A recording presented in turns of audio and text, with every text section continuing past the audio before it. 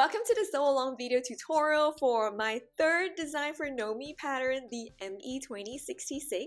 In this video, I'm going to take you through my process of sewing up a red and pink color block version of this design. Now, there's going to be some differences between my method of sewing up this dress versus what's detailed in the instructions over here. There's always different ways of sewing the same thing, and at the end of the day, you really just want to pick a method that works best for you, your sewing machine, and the fabric and the notions that you're using. For this version of the dress, I'm also making a belt that is smaller than my original design. So if you can't find the exact belt buckle size for this original version of my design, you can definitely still make a belt with the belt cutting guide in this video, which involves some math.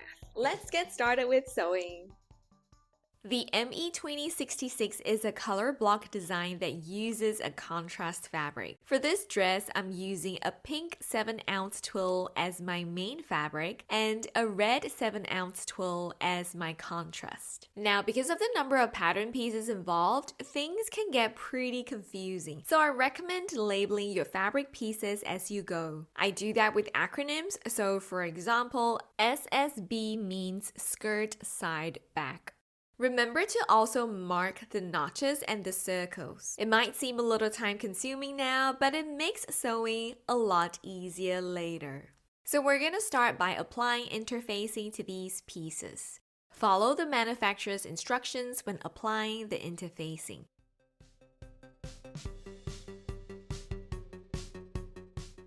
Start by sewing stay stitches along the front and back neckline of the yoke pieces. Next, sew the bodice side front and bodice front together. Press the seam towards the main fabric and top stitch on the right side.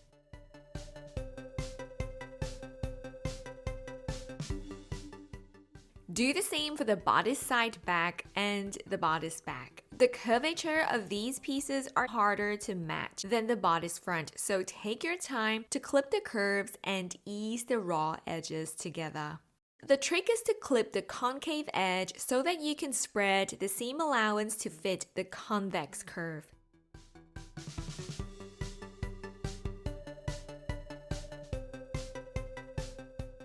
Press the seam towards the main fabric and top stitch. Next, attach the bodice back to the yoke back. Press the seam towards the yoke and top stitch.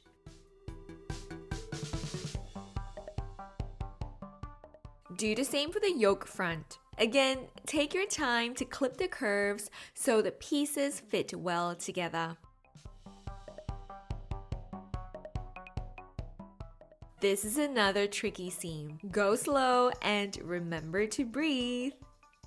Here on the curved front yoke seam, you will also have to clip the seam allowance so the curved seam will sit nicely without any puckering. Press the seam allowance towards the yoke, then top stitch.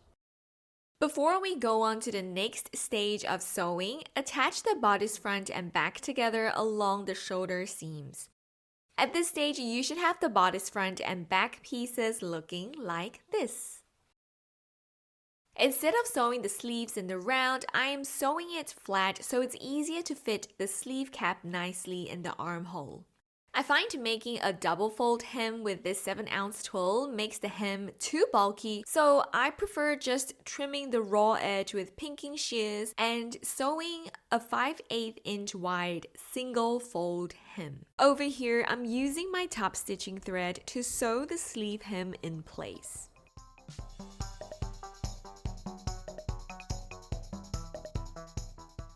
Next, attach the sleeves to the armhole. When pinning the sleeves to the bodice, I like to start by matching the notches first, and then I match the small circles which I have marked out with a small snip in the seam allowance here. Clip the seam allowance of the bodice so that it will fit nicely with the curved edge of the sleeve head. Fitting a sleeve head is always tricky, so sometimes I like to sew the seam in small sections and work my way through the entire seam that way slowly. Turn the bodice wrong side out and sew the side seam and underarm seam together in one single row of stitches.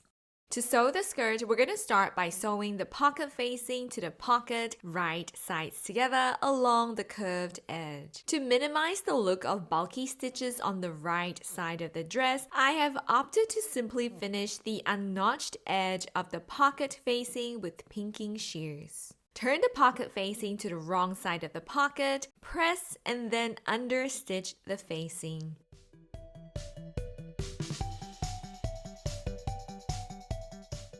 Top stitch the finished edge of the curved pocket opening. Sew the skirt front pieces together along the edge below the end of the zipper opening. You should also sew along the marked stitching lines to reinforce the fabric. Attach the skirt front pieces to the skirt side pieces.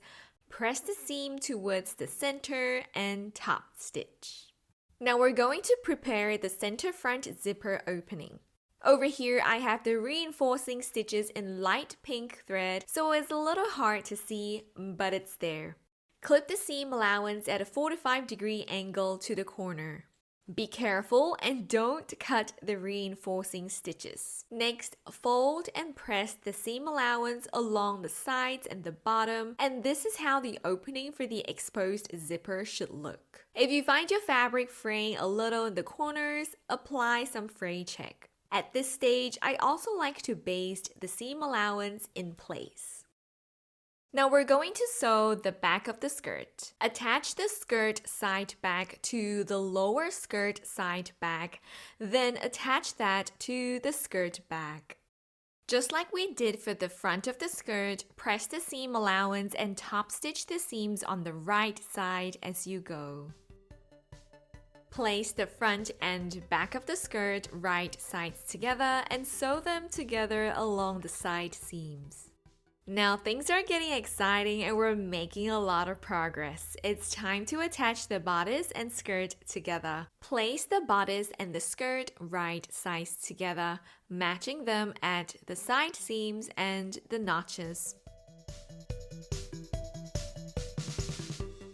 Sew them together and press the seam towards the bodice.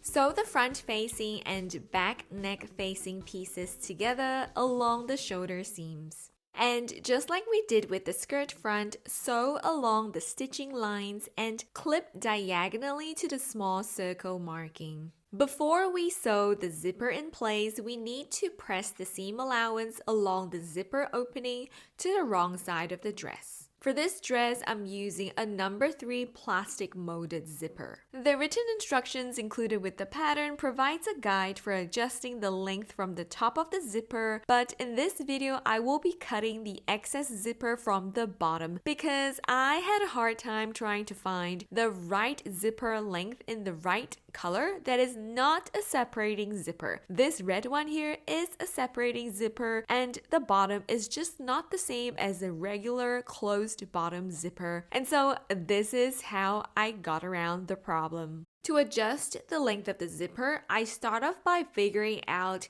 how long the zipper needs to be for my dress. First, I lay the zipper against my dress, making sure that the top tooth of the zipper sits right below the seam between the front yoke and the bodice front. Then I pin the zipper to the dress from the top to the bottom of the zipper opening, making sure that the zipper is sitting nice and flat on the dress for an accurate measurement. Next, I mark the bottom of the zipper opening on the zipper tape with a small clip using a pair of scissors. Now, because I've shortened the length of the bodice to fit my body better, I have quite a few inches in excess with this 16-inch plastic zipper.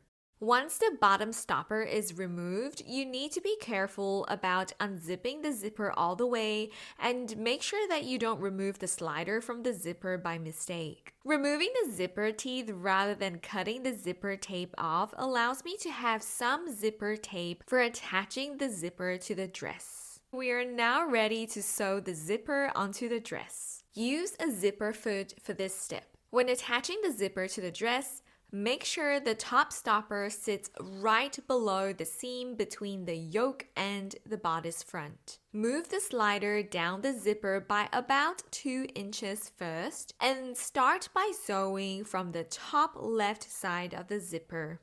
When you get close to the slider, leave your needle in the dress, then lift the presser foot up and move the slider to the top, closing the zipper in the process. Basically, we're moving the slider out of the way when sewing the zipper in place. Continue sewing the left side of the zipper in the same way as before until you get to the bottom of the zipper. Do the same for the other side of the zipper. I'm not going to sugarcoat this. Sewing the exposed zipper is probably the trickiest part of this sewing pattern. In this video, I decided to wrap the back of the bottom of the zipper with the remaining zipper tape. But the next time, I think I will actually wrap the front of the bottom of the zipper instead to kind of make like a DIY zipper stop. When I was done wrapping the zipper tape in place, I stitched the bottom of the zipper opening on the right side of the dress.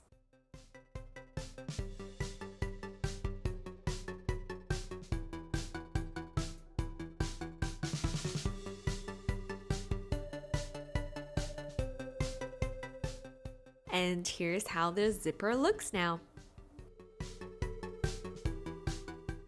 And now it's time to sew the neck facing in place. Pin the neck facing along the front and back opening, right sides together. The right side of the facing should also be pinned to the right side of the zipper seam allowance. I like to start by sewing along the front neck facing first so I can make sure that I'm getting the V-neck opening on point before sewing the rest of the facing in place.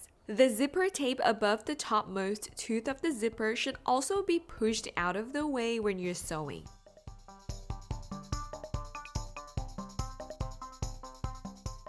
The corners of the zipper opening will feel bulky when you have it right sides out because of all the seam allowance and the excess zipper tape, so trim that off when you're done sewing the facing. Remember to also trim and clip the seam allowance along the back neckline so the neckline will sit nice and smooth.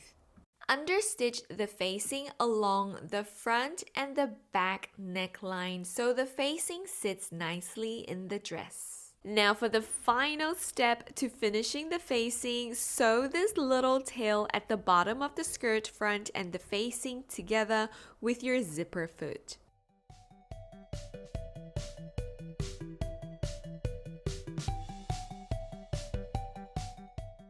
And this is how the zipper opening looks. If for some reason you don't like how the bottom of your exposed zipper looks, you can sew a little patch and place it over the bottom of the zipper. Make a U-shaped piece for a standard look or even try a triangular shape for a Western vibe. Next, we're gonna start working on my favorite part of the dress, the flounce that goes around the bottom of the skirt. Sew the flounce pieces together along the straight sides. Make sure you press the seams for the front flounce and back flounce and top stitch the seams as indicated in the instructions. Sew the flounce facing pieces together to get one huge giant ring of fabric. Then attach it to the flounce along the bottom edge.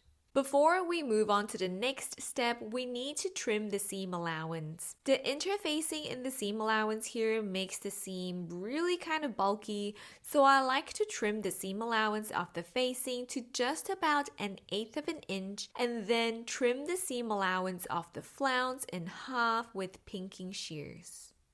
Next, understitch the flounce facing, and this next part here is a little tedious but also kind of meditative. We're going to top stitch a total of 6 rows on the outside of the flounce, with the first row 1/4 inch from the finished edge and the next row 1/4 inch from the row before.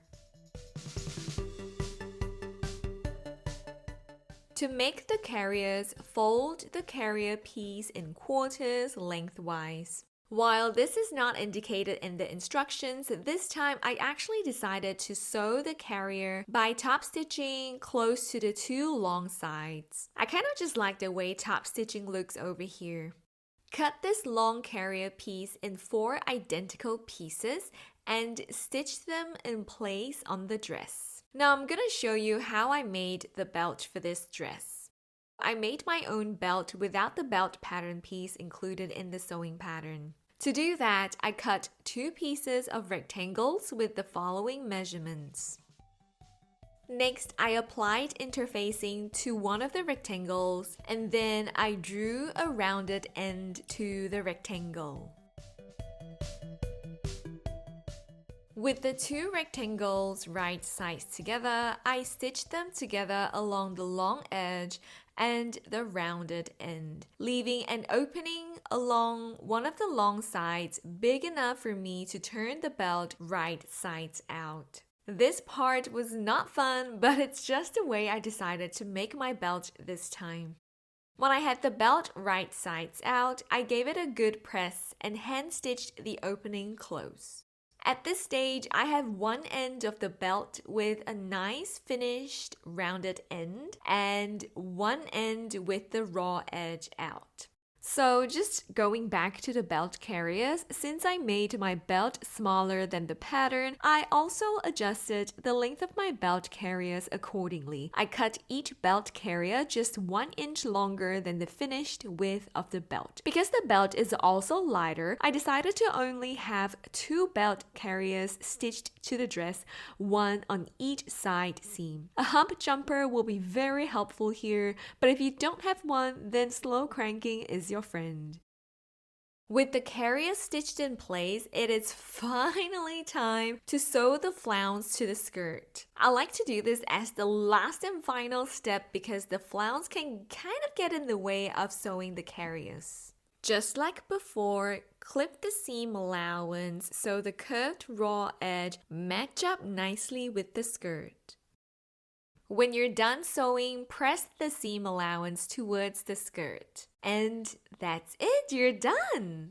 The other reason why I decided to only have 2 belt carriers on the side seams for this dress is because I feel like this version of the dress is something that I would want to wear without the belt sometimes. So having the belt carriers on both the front and back of the dress would be just a little bit too distracting without the belt. So if you are either sewing a lighter belt, if you hate sewing belt carriers, or if you're considering having the option of not wearing the belt all the time, then just having 2 belt carriers on the side seams is an option. I hope you have found this video tutorial helpful. If you want to learn a little bit more about an alternative and arguably better way of sewing belts regardless of the size of your buckle, check out this vintage and modern belt sewing tutorial on my channel. And of course, I hope you follow me along for sewing, DIY, and a little bit of style.